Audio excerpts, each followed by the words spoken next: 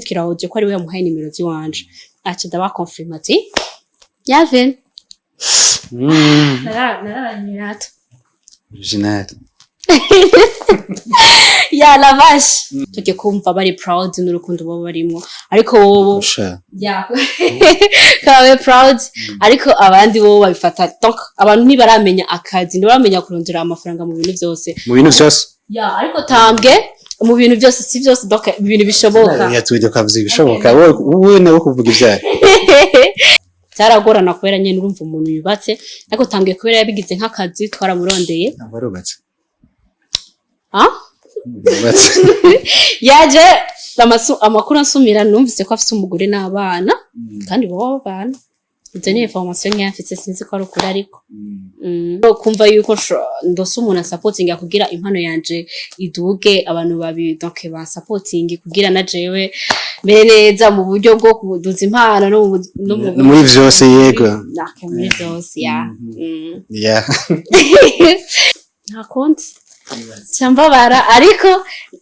ndizera yuko bizogenda neza urakunda urababara ya ahubwo nyene ndahahamuka mbonye ushaka kubabara uri unezerwa ariko cyangwa ukanezerwa uri kureka urumva igikorwa mu mwarakoze mani igikorwa sinzi yuko ibintu bya music canke donc gukora video biruhisha biraruhisha sana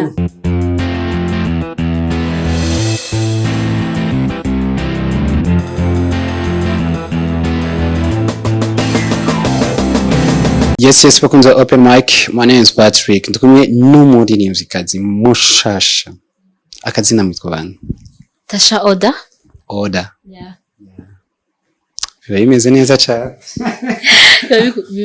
biba biri ku yindi poem. Yindi poem tasanzwe umva ibintu vraiment. Ni la belle change management shasha ya la vache original urimwo. Mu true story imeze gute kugira ngo mushobore guhana Alvin kugira mushobore gukora ibikorwa bimeze neza cyane. Okay, true story nuko twarahujwe n'umuririmvyikazi Niki na donc urumva Alvin yigeze kurondera umuririmvyikazi Kelina kugira mushe muri label yiwe kubera yaramaze igihe abona umenga ntari karakora ibikorwa so Kelina kumbe we na management yiwe hari ibintu bitari ko biragenda neza ariko yarakiri muri iyo management aca mubwira ati ariko ndafise uwundi mugenzi wanje aririmba so ashamuha nimero yanje Alvin and ndashinda bushinga turavugana aranyizikira so it was so hard kumenya yuko yoba Alvin ari karandondera ko ntavyo nari niteze kamera mufata gute akora nyine ari umuririmbyi nakunda gukurikirana nakunda kumukurikirana donc ibintu byose yaragira ama comedy bo n'umugore wiwe ndari umufana wabo so sinenzi yuko ashaka kundondera kugira dukorane uwo munsi zagenze gute uwo munsi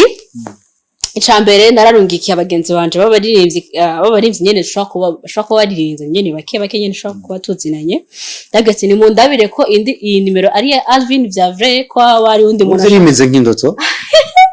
ari undi ashaka kundira udufaranga twaje duke nari mfise so nagira ati after kundukira rya message ava mbwira ati banzurika amafaranga make yangaha kugira ibintu bigende neza ariko siko byari bimeze kubera yuko naciye sangayo audio hanyuma Kelina cenye Kirahoje ko ari we yamuhaye nimero ziwanje aca ndabakonfirma ati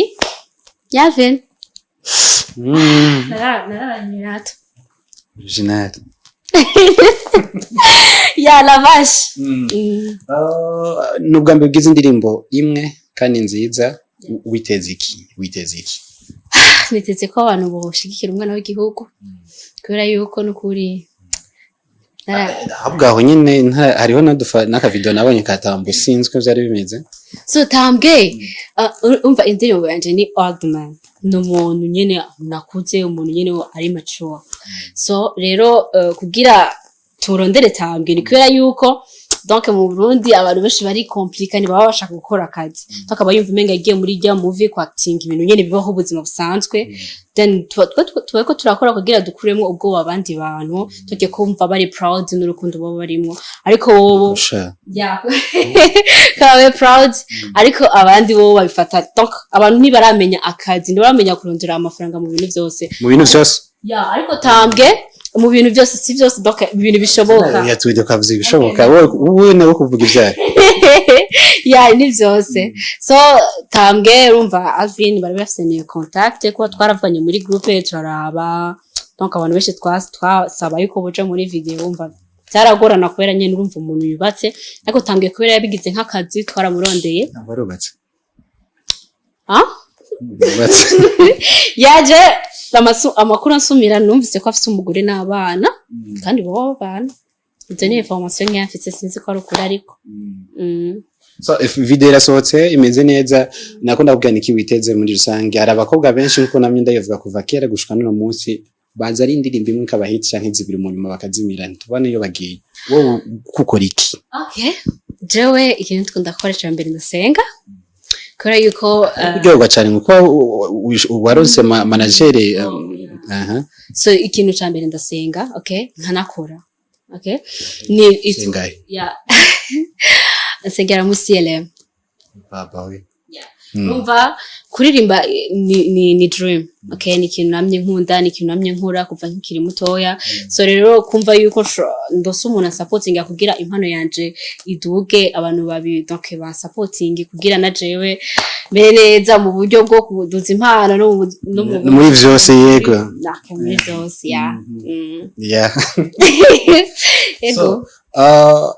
hari izindi by project ufise uvuga ati ndashaka kugira na collab n'abandi barimvyi kazi muri rusange usanzwe ubona mu gihe cy'ubu canke ahandi nkuko bikwetegurwa muri management sinzi ko ngene bimeze dafse abanyere donc umuntu uwari we wese twokorana donc tukazamurana tugashika hejuru donc ashaka kwegera contact we canke turondera urumva ndi under management so turondera Alvin turondera CEO wa Lavasha Entertainment so hariyo Alvin hariyo na CEO wa Lavasha Entertainment niwe Alvin ariko muri ico gihe n'umurondera nka Alvin umurondera nka CEO yawe na Entertainment ya urumva yaje ntivyemerewe na gatoya Nisa so ni ya vision ufise uvuga ati ndatanga uno munsi ariko ndiyashaka gushika kuri kino kintu shaka gushika kure kubera yuko shaka kuba success mama wanje akenshi akunda kumbwira yuko success nziza ya success aho washitse wifuza basi kubera yuko uri kino gihe mwese murakora ariko hari ushika kure cyane rero success nziza ni ijye yo wamaze gushika hahandi wari wifuza canke ubona yuko vyokunda gusupporting ubundi woza nawe ukamutora ukamushikana ajya ari nawe nyene yarifuza gushika mu buzima bwiwe so was ya bako yo target n'ibindi byinshi so arabaruzi benshi donc ari kuvuga projet yawe birahita birangira bitabaye kubera iki kaya nyene washyize ko ariko iyo donc ico nico nifuza basi gusupporting abandi bantu ya umva ariko ama projet fise sinoje ndavuga ya ariko ndazifise kandi nyicana Bandanye mwera neza cyane muri Lavasha Original by'amahirwe meza. Thank you so much. Yeah. Ni kaye kajambo bwira abakunzi bawe muri rusange. No mose. Wanje gusa. Ngire ko ngira abakunzi kwanza bakeza nete, abakunzi wa Lavasha Original, abakunzi ba Lavasha Entertainment n'abakunzi ba Tasha Oda ku supportinga ku ndirimbo y'uwanje ya mbere. So ndakene donc ego nanje ndafise esprit ndiko ndi supportinga ndiko ndagerageza ukuntu nyere kwidandaza ariko ndakene yuko nabo bon supportinga kuko donc umuntu agizwe n'abandi donc je mpari donc bo badashatse gutuma yuko menyekana kugira imigambi y'uwanje nifuza nzoshikeko donc urumva nta konti cyambabara ariko ndizera yuko bizogenda neza urababara ahubwo nyene ndahahamuka mbonye ushaka kubabara uri unezerwa ariko cyangwa ukanetse uri korera urumva igikorwa mu mwarakoze mani igikorwa sinzi yuko ibintu bya music canke donc gukora video biruhisha biraruhisha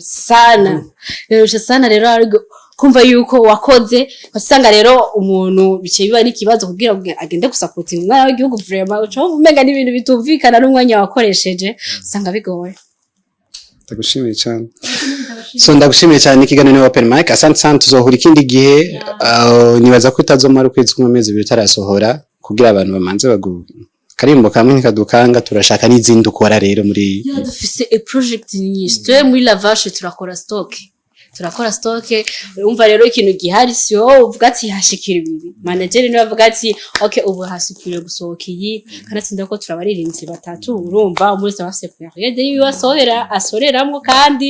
ya ndabizizogenda neza ko gatuma abantu bakorabe kuri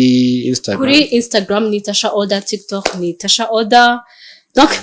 imbuga zose wanditse Tasha Oda uhita umubona. Asante sana. Okay, merci.